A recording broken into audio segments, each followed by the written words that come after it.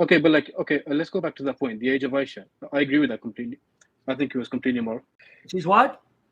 I think the Prophet Prophet's marriage to Aisha was completely moral. I think that. Completely moral? Yes. And you see why we think people like you are sick and dangerous, right? No. But like, let's discuss it.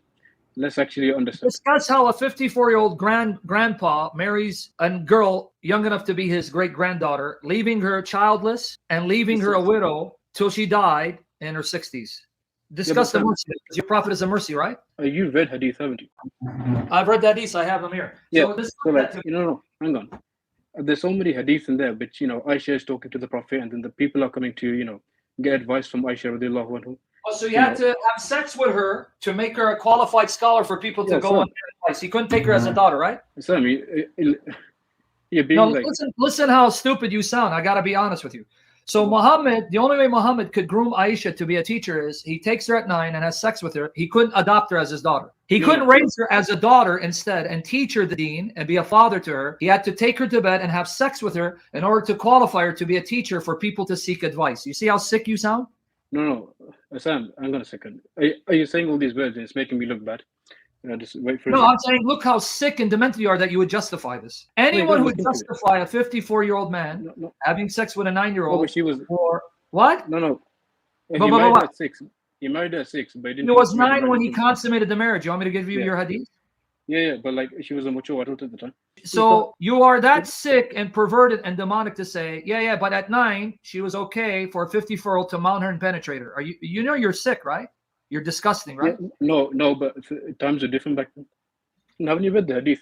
Oh, wait, what times? In chapter 65, verse 4, that act of pedophilia is still enshrined in your Quran till this day, which is why in Islamic cultures, the only condition for you to consummate marriage is if the girl can handle penetration because of 65, verse 4. See how sick you are to justify this? No, Sam, but... Can you read 65, verse 4? Of the Quran? Yes. Because, see, you lied. You say times were different back, but I thought your prophet is a role model for all people at all times till the end of the age. But now, conveniently, that was cultural. See, when he sleeps with a 9-year-old, that's cultural. Read 65, verse 4. And those who no longer expect menstruation among your women, if you doubt, then their period is 3 months.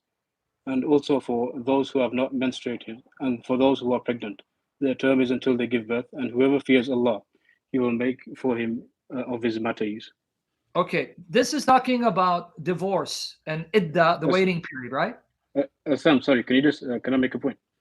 Did you know what the process before you make a point? No, not make a point. Can I just say something quick? Yes.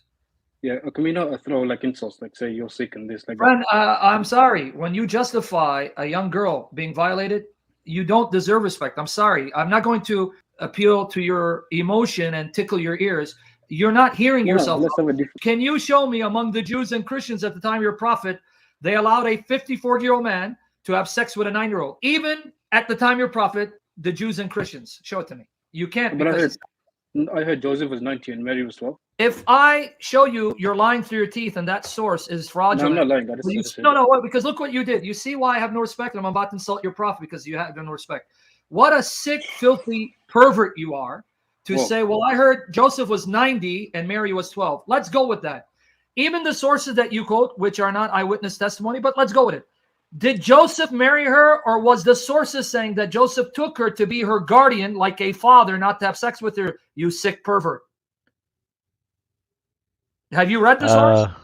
He left. They keep appealing to this fraudulent tradition, 230 years after time of Christ, that Joseph was in his 90s and Mary was 12. But they don't tell you, number one, it's not an eyewitness source.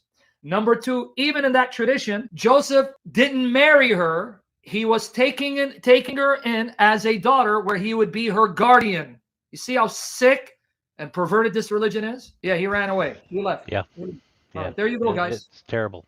Read with me.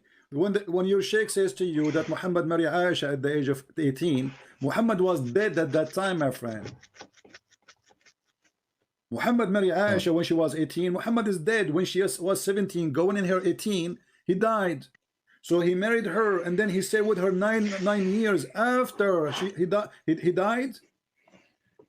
Wait, I'm gonna read what you have in the screen. That the Prophet, peace be upon him, married her when she was 6 years old.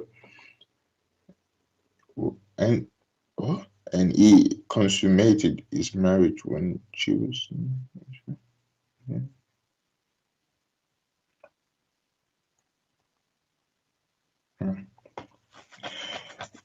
Is this Sahih? Oh, I see Sahih Bukhari. Can you please send me the link? I open in my own site here. No problem. If you don't mind, sorry. No problem. And all Muslims, don't apologize for the truth and don't distort the truth. There are Muslims that try to deny this. Oh, he didn't marry Aisha as a young girl. Ya akhi, look, that's not the way forward. We don't lie for the sake of our religion. Astaghfirullah. We have the truth. We're not going to cover up the truth if people find it embarrassing. This is the reality. Deal with it. Our Prophet ﷺ married a young girl, and it was fine for the time.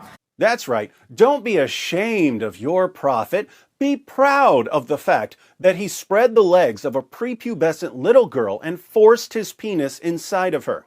And we're proud of that. If you look just at the Quran, you will get the indication that you can have sexual intercourse with a 5-year-old. The reason why it's haram to have sexual intercourse with a 5-year-old is not found in the Quran at all. If you just read the Quran, it is halal, it would be halal to have sexual intercourse with a 5-year-old. Chapter 65, verse 4. Allah subhanahu wa ta'ala tells us who you can divorce and who you cannot divorce. And then he says, وَاللَّائِ لَمْ يَحِدْنَ وَاللَّائِ لَمْ يَحِدْنَ, and the ones who had never been pubescent before. And by the way, this is very important, yeah? I want all Muslims to be aware of this. The reason why we don't have sexual intercourse with 5-year-olds and 6-year-olds and 7-year-olds or whatever is not because of puberty. Wait a minute, what did you say? It's not because of puberty, because that verse in the Quran actually says lam yahid. They never had puberty before. You can't go around that. The Quran doesn't say anywhere in the Quran that the woman has to be pubescent. I dare you to find one verse in the Quran where it says you're not allowed to marry someone based on harm, or you're not allowed to have sexual intercourse based on harm, or you're not allowed to marry someone based on puberty. Get me one verse in the Quran which says the woman has to be pubescent. No. You know, in the Quran it says حُرِّمَتْ عَلَيْكُمْ أُمَّهَاتُكُمْ. It says you're not allowed to marry your mum.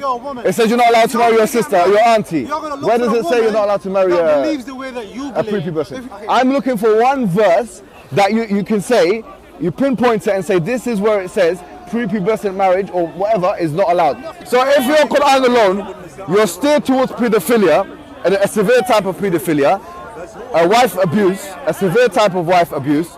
But when we say it, we are Islamophobic. Stay away from Islam.